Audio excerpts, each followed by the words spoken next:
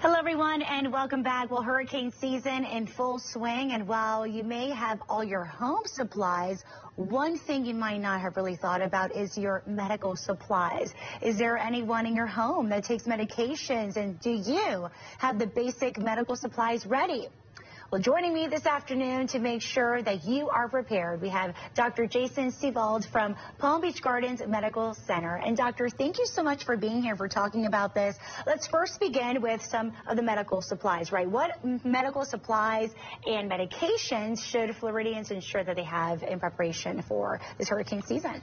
Well, you want to make sure you have all of your regularly prescribed medicines and medical supplies. And I would recommend having a 2-week supply. Okay. And that might sound like a lot for an event that only lasts 3 or 4 days, but there could be prolonged road closures after the hurricane. The pharmacies could be closed.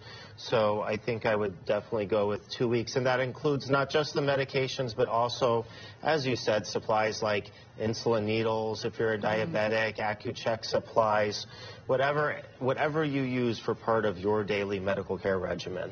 Doctor, thank you. And we might have so many new residents here in Florida that have never experienced a hurricane before, so thank you for that. Let's switch gears a little bit. What special preparations should be made for elderly family members? Anything you want to add about that? Yes. So the first and most important thing is always to have an evacuation plan, and the safest thing is absolutely to evacuate first. Okay. If by chance you're unable to evacuate, then the next most important thing would be to register with a special needs shelter.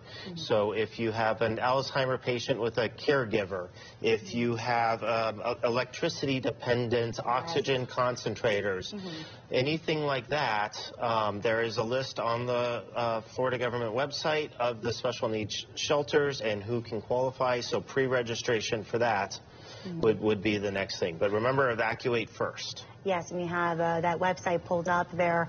One thing that we want to talk about, I'm sure when the hurricane is approaching in the past, I imagine that a lot of the doctors, it's like all hands on deck, right? Everybody's prepared. Let's talk about some of the common health hazards that people should be aware of when preparing a house too, especially preparing for a hurricane. Right, and so yes, it is mainly mechanical injuries, right?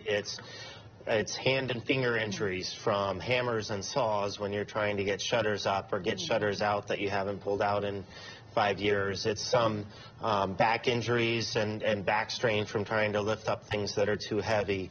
So predominantly mechanical stuff, especially before the storm. And then again afterwards also there's going to be even more so you get then a risk of saw injuries. You're trying to cut away the debris and stuff. Some overheating injuries, right? It's going to be really hot and humid after the storm, so it's very easy to get out there and get heat exhaustion as well. I'm just thinking a little bit about your role, and as we wrap up here, anything you want to mention, just some of the unique challenges that hurricane brings for physicians and doctors like yourself? Right, so you need to be prepared before and after, and ironically, during the storm is actually very quiet, right? Nobody's out on the streets, everybody's basically inside. They should be home.